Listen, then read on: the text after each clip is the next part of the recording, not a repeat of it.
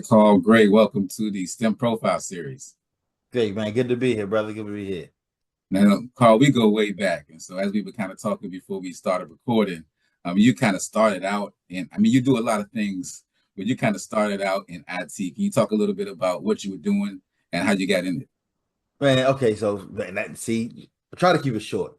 I started in IT when I was a teenager, kind of like I just love computers. My pastor hooked me up with a computer and all that. Then I went to Hampton and majored in political science because I thought I wanted to be a politician, basically like a campaign manager. I did that for a little bit, but then politics got too dirty. Good thing was one of our financiers, was the president of the largest minority consulting firm in the country, CPA firm. And so they brought me on and they literally put me back into IT as an IT auditor. While we were there, I was doing IT audits in different places like banks and all this, and we would always bring somebody in to do the penetration test and cybersecurity functions, and I would kind of shadow them. And I said, "Hey, I want to do this." And so, my boss, CJ Sampson at the time, he allowed me to take the classes, the boot camps, and really learn and build the cybersecurity arm of the firm. And so from there, it just got to run. I really kind of started to love it and really enjoy it. And so now it's even helping the next generation to do the same thing. So, and this would be in the STEM Profile Series. We talk about science, technology, engineering, and math. And so, Mhm. you kind of lean more into the technology space with that. You said you started out in high school in IT. Did you have any early STEM experiences to kind of put you on that path? So yeah, my pastor actually allowed me to work at IT at my church. Because my mother was doing it as well. And so it was like, yes, yes, Brother Carl, you can come in, 12, 13 years old. And I'll be honest, I wasn't good. All I did was break stuff. Uh, what I'm saying? And so what happened was I would break something and then I had to figure out how to fix it. On, like also you getting blue screens of death, stuff messing up, you can't log in, you put the disk in. I'm like, yeah, you try to figure stuff out. Like, yeah, I don't figure this out. And then before Google or ChatGPT can tell you, so you literally just trying to figure stuff out. Yeah. And so you mentioned that your mom kind of got you into it. Did you have any other mentors outside of her and your pastor? Um, Not really for a while, man. I'll be honest, until I got into the professional world at the age of 25. No, it was really just me figuring stuff out. I didn't even have YouTube. Now, and once you did get some mentorship in the field in your mid 20s, how did that mentor? How do you feel like that mentorship kind of shifted your direction?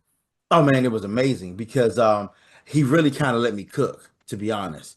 He was one that was basically, hey, if this is something you're good at, you enjoy it, do it.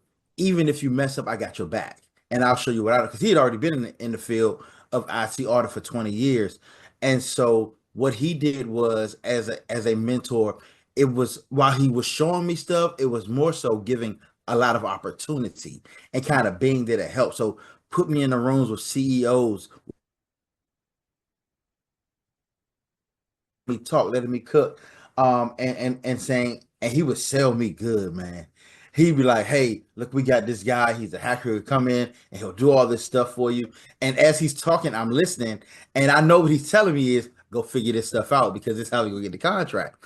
But every time it was something he knew I could figure out. It was something he knew I could help build, and to the point where he'd be like, on a technical side, you're getting better than me. He said, because he at that time, as a principal position in the firm, he's not doing a lot of the hands-on, but it really got me into it. I mean, deep diving into stuff that a lot of people just don't know exists. So that mentorship again was more about opportunity than even giving the hands-on experience, but it was priceless.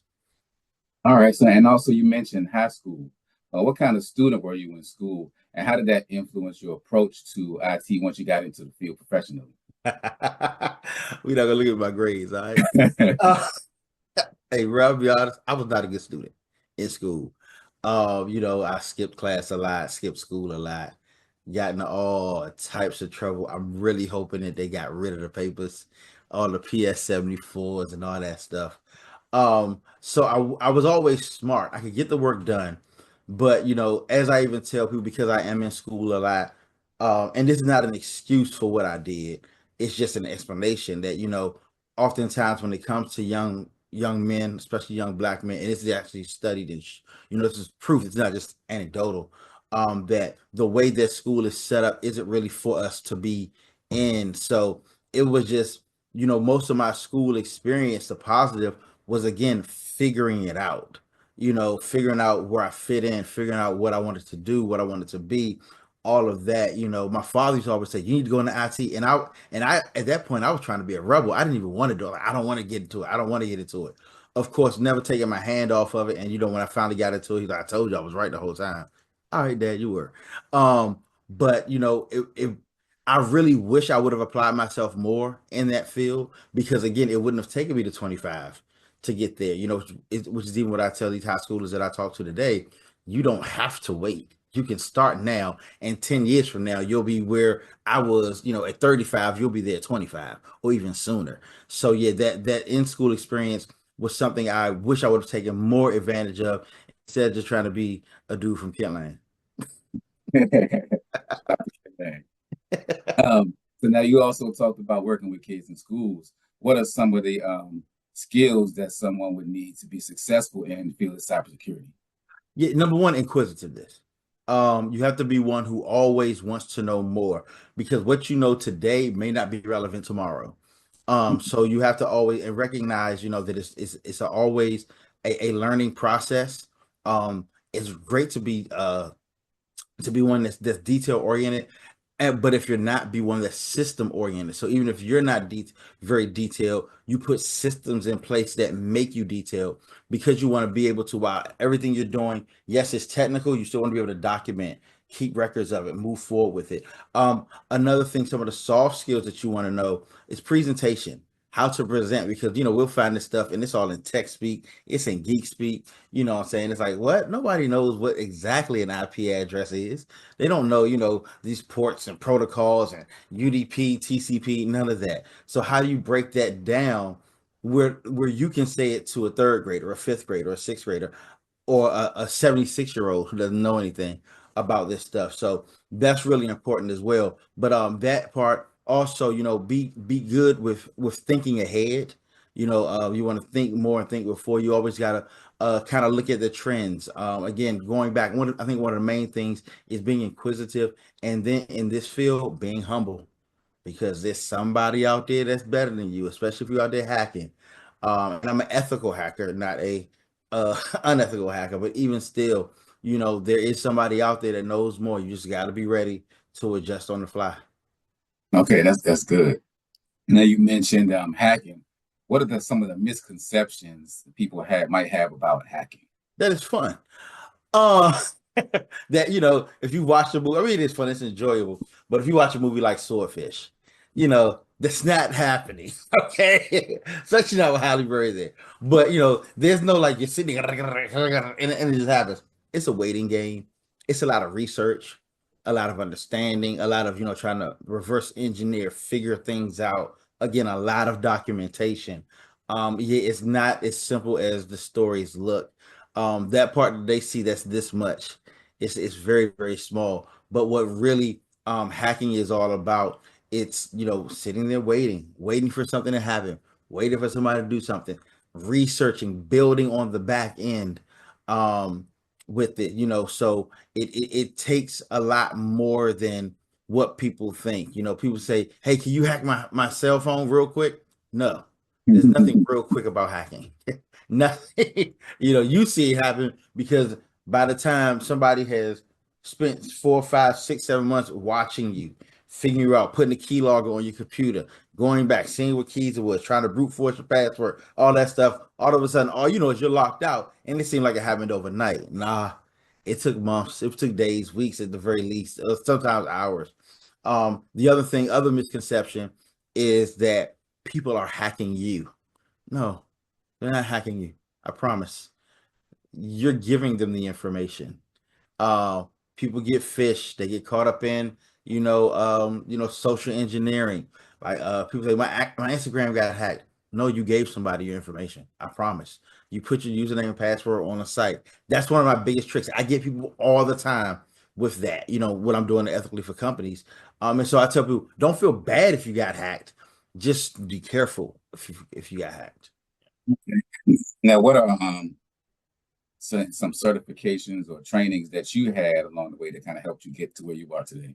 Sure, yeah. So I started the first certification I got was my CISA, my CISA, a Certified Information Systems Auditor.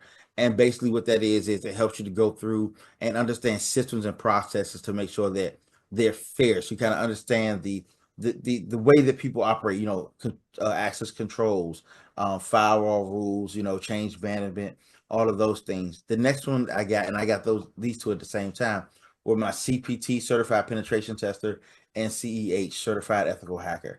So I got both of those at the same time, and that's when you dive more deep into the offensive side of. There are others on the defensive side and all that. People get A+ Security Plus, some people get CSSPs, all of those things. I decided to go the offensive route where it's really about delving in. So the CPT CEH is about penetration testing on computers, doing ethical hacking, going into places and performing these tests to ensure that people's systems are done correctly. But yeah, I highly recommend anyone. Number one, if you want to get into it, know what you want to do. But if you want to get on my side of it, on the officer side, definitely go after that CEA, Certified Ethical Hacker. Definitely go after that Certified Penetration Tester. It's different than any other certification. So, like you say, well, I got my A+, can I do this? Not really, because it's a different methodology. Now, some of the stuff that you learn in A+ is Security Plus. It does help you later down the line because you kind of know what's on the other side. But it's as far as being practical and doing it, not necessarily. Okay. Now, earlier you mentioned trends. What are some resources that you use to stay on top of some of the trends and changing trends in the cybersecurity industry? Sure. Well, a lot of it is I follow a lot of people on YouTube because that's really where it is. Where you find out the trends because they're once they find something they're going out doing it. There's a gentleman um named Keytron Evans. He's the one who trained me. He is one of the best hackers, ethical hackers in the world. Uh, he has done stuff for some of the largest companies on the planet. I went through his boot camp. It's probably been almost 15 years now. But we keep in contact on LinkedIn, and he's doing more and more every time I see him. A black gentleman, as a matter of fact, black dude from Chicago, bass player, real cool guy. If anybody gets a chance, look him up. Tell him Carl Gray sent you. But yeah, he is he's the truth. I follow him. A guy named Network Chuck, podcast as well. There's one I listen to in particular called Darknet Diaries. That's really, really, really good. It tells a story and gives you some technical stuff behind it. So if you ever want to geek out, start at episode one. Like that's what when I first got, I started episode one, and it's very, very addictive, and very informative as well. So that's really it. Of course, you can look at different things and alerts that come out. But if you really want to stay ahead of the trends, follow the ones that are on YouTube, giving it away. Because one thing about hackers is we don't mind talking about what we do all the time. Oh, great. It's been great talking to you. Thank you for your time and your insights. Yes, indeed. My pleasure, bro.